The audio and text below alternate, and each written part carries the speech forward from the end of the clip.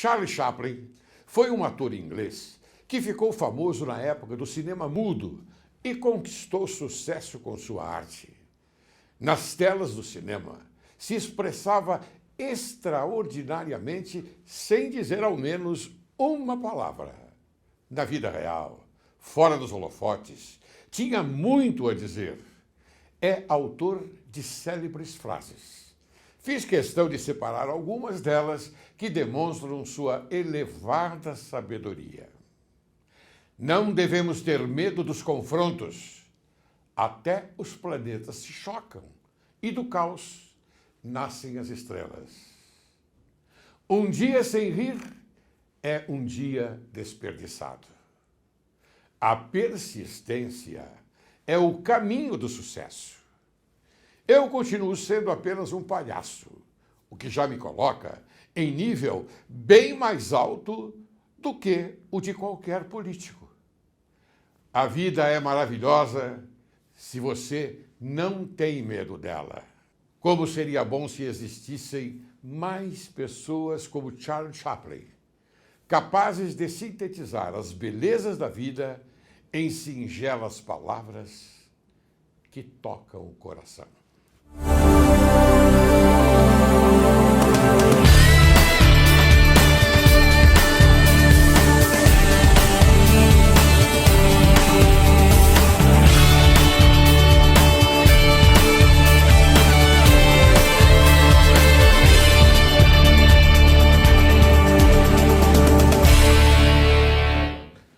Direito e Justiça em Foco é o teu programa.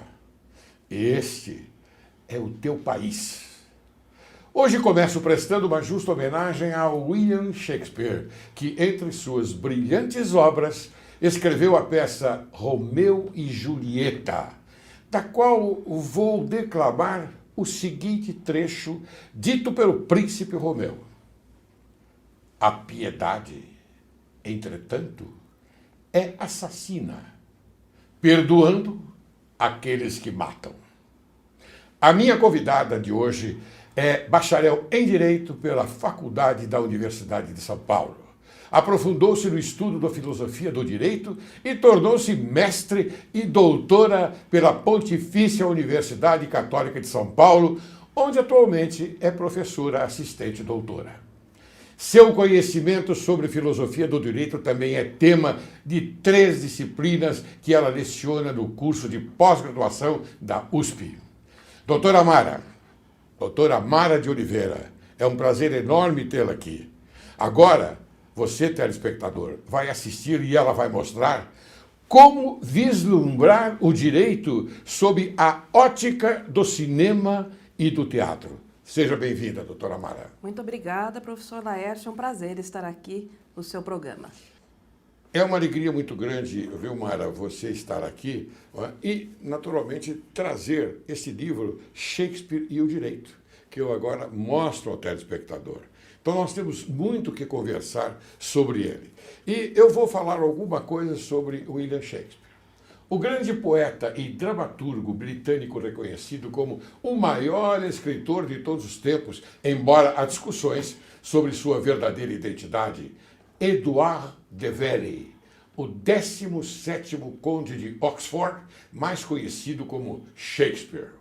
Nasceu em 1550 e morreu em 1616. Escreveu pelo menos 36 peças de teatro, nas quais podemos citar Hamlet, Macbeth, a Elia, Júlio César, Otelo, Romeu e Julieta, etc., e outras mais. Aproximadamente 154 sonetos e também poemas. Foi igualmente um excelente ator.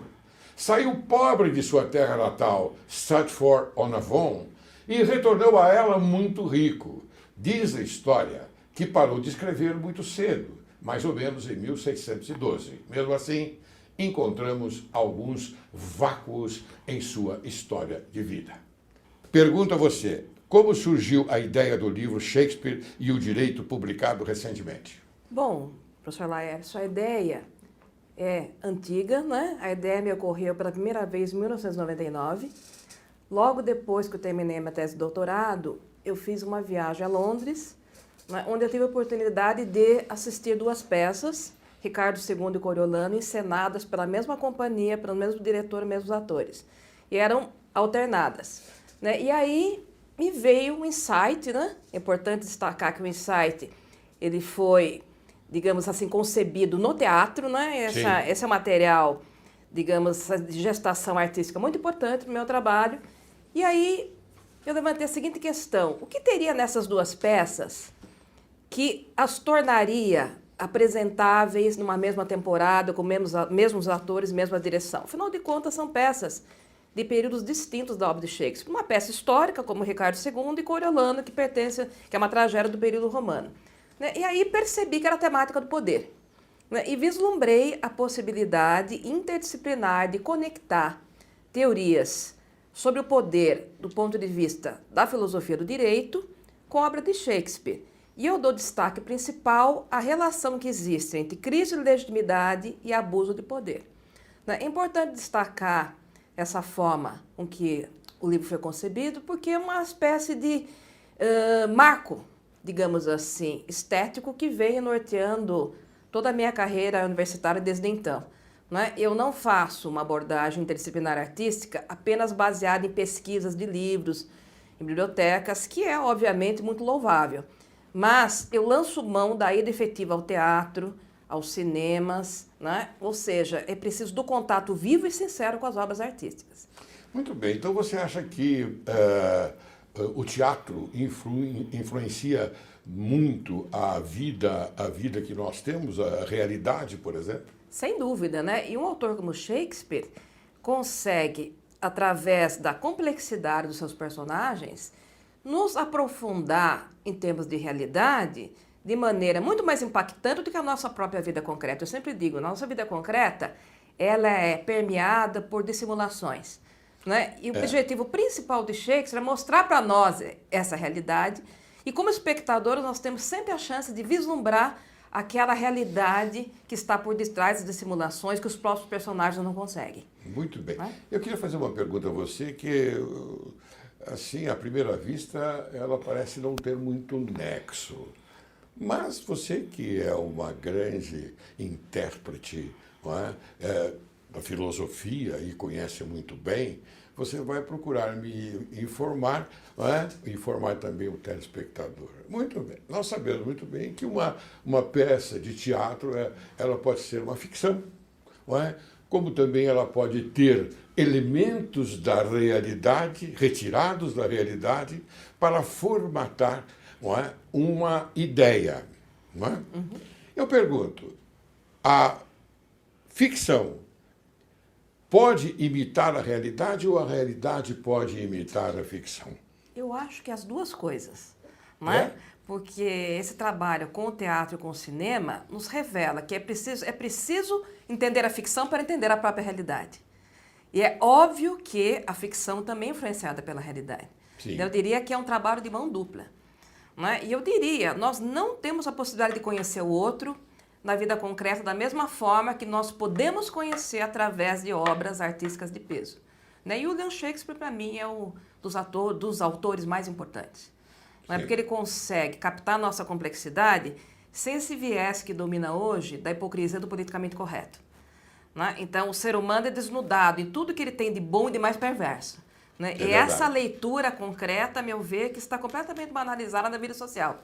Claro, né? Claro. Então, eu digo, eu preciso da arte para entender melhor a minha realidade. Claro. Por exemplo, aquela parte de Otelo, não é? Quando o Otelo, de repente, ele se deixa influenciar por Iago, não é? Que o provoca, por quê? Porque ele sente ciúmes, não é? de um relacionamento bastante importante e por amizade entre Desdémona e Cássio. Não é isso? Uhum. E ele, então, visualiza no Cássio, não é, a ira dele para poder modificar o cérebro, a mente de Otelo.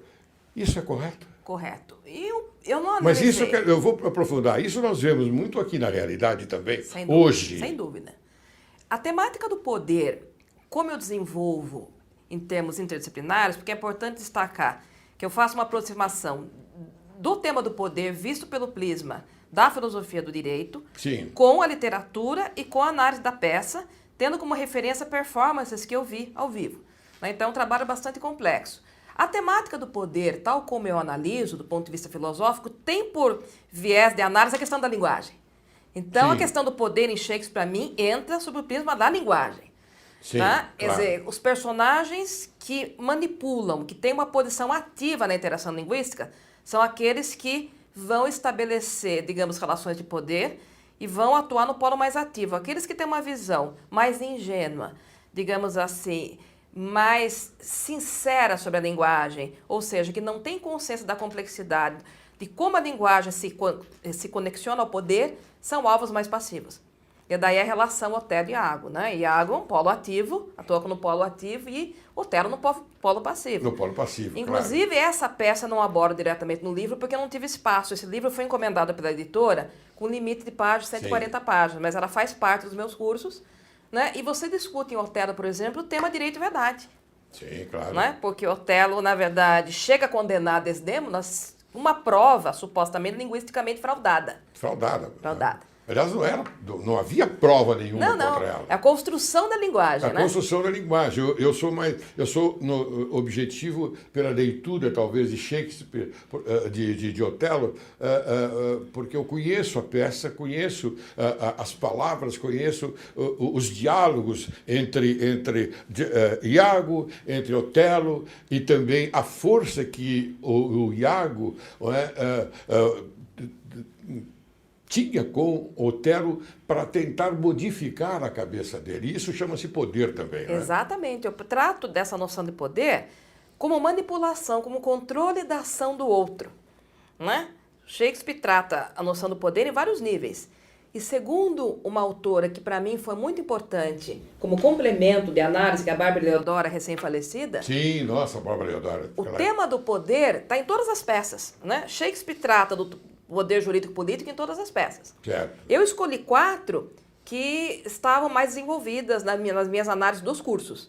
Né? Mas sem dúvida nenhuma, eu tenho um grande projeto futuro, talvez para o resto da vida, de tentar estender essa análise para outras obras, inclusive para as comédias. Né? Muito bem, Bara. Eu queria que você, então, nos informasse, informando também o telespectador, a respeito do seguinte: há envolvimento em atitude acadêmica com o tema? Sim, eu tive a sorte de poder, ao longo desses anos, né, formalizar essa pesquisa. Ela foi concebida, como eu disse, no final de 99, mas ela foi sendo desenvolvida aos poucos. Eu publiquei alguns artigos iniciais. Em 2008, eu consegui formalizar na Faculdade de Direito da USP, né, uma disciplina de pós-graduação sobre Shakespeare e o tema da legitimidade do poder. Né? E essa disciplina, na verdade, que me ajudou a desenvolver, obviamente, leituras, análise de textos, artigos, e me ajudou a conceber o livro como um todo, né? Que é uma grande felicidade. Porque eu não concebo essa análise interdisciplinar também sem o apoio da atividade docente. Né? É o tipo de trabalho que você não pode desenvolver sozinho. Claro. Você precisa de uma sala de aula, você precisa da leitura coletiva, você precisa dessa ampliação. Essa, então, é um desenvolvimento da metodologia em análise das peças, é isso? Sim.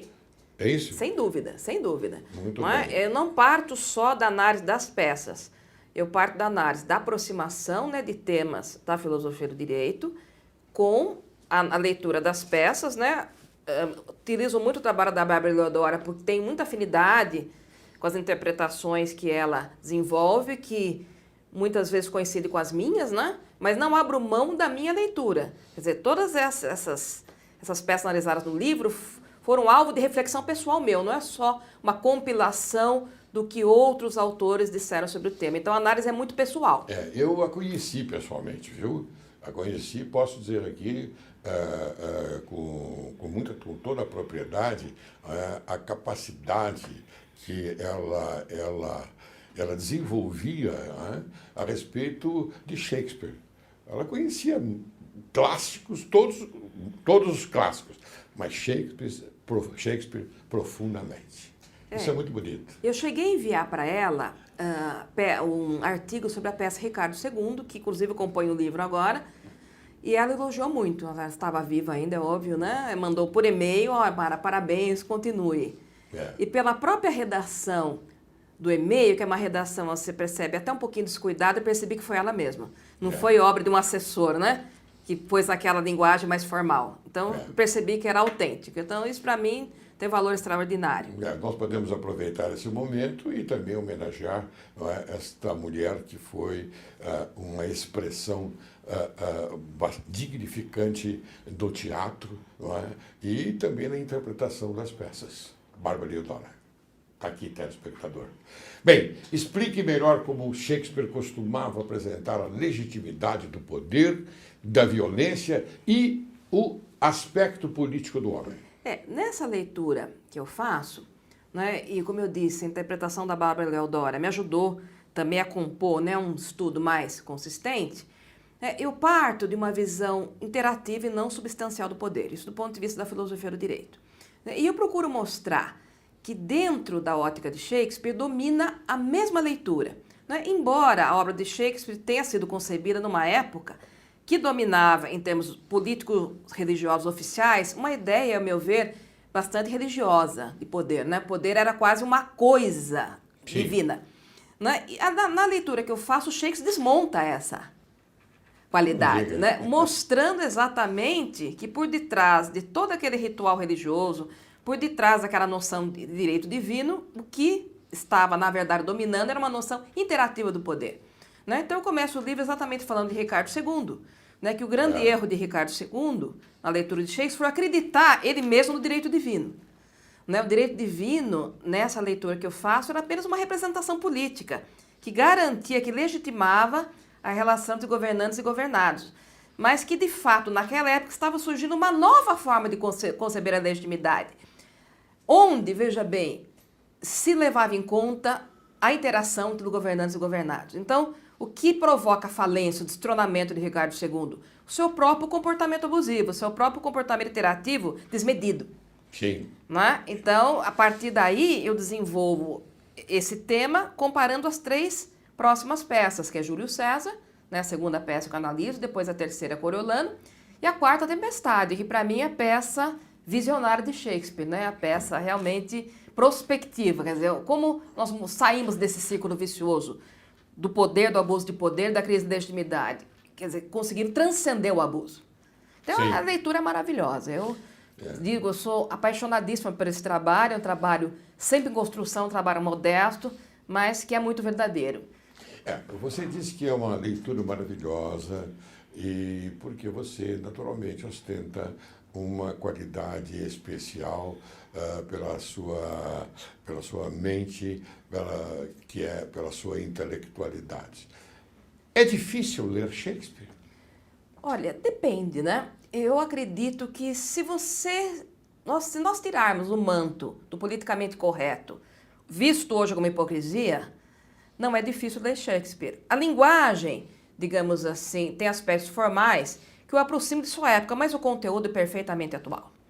Eu não vou me atrever a perguntar a você se foi difícil, não é, a interpretação, não é, das partes que você naturalmente colocou e aquelas que você conhece muito bem, não é, porque, como eu disse, você é uma mulher muito inteligente, você é uma mulher estudiosa, você conhece os seus métodos, porque você pretende se aprofundar mais ainda. Eu não vou perguntar isso, mas para uma pessoa comum, será que é tão difícil entender essas particularidades de Shakespeare? Acho que não, professor. O que eu recomendo é que as pessoas conheçam Shakespeare através do teatro. O primeiro contato seja a performance, não o texto sozinho. Né? O texto sozinho talvez possa causar um estranhamento, se bem que eu acho as traduções da Bárbara Eudora muito boas, muito acessíveis, né? Ela foge um pouco daquele classismo da linguagem, mas o teatro, é que eu digo, foi feito para ser encenado, não apenas lido.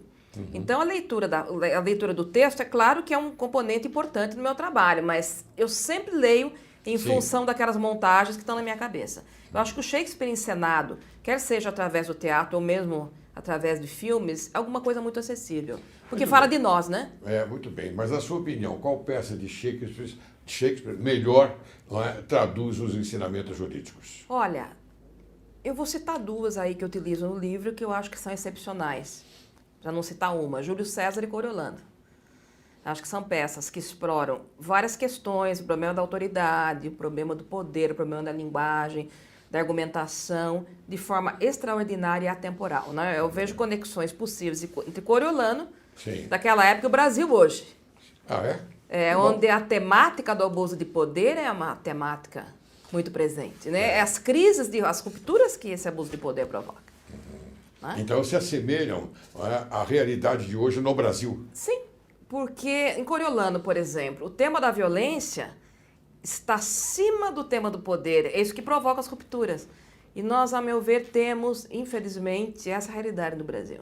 Né? O tema da violência está se sobrepondo ao próprio direito. Certo. Porque no Júlio César há também a temática no sentido daquela disputa, não é, entre no Senado, não é? Sem dúvida. Quando ele faz essas colocações, que aí então nós verificamos, não é, a própria tragédia da dramaturgia shakespeariana. Sem dúvida, o discurso fúnebre, né? Sim. Onde existe o contraponto da perspectiva racional de Brutus e a emotiva, persuasiva do Marco Antônio, fantástica. Sim. Não é? Porque ali você tem a própria discussão do que seria o jurídico ou não jurídico, porque o que eles discutem ali?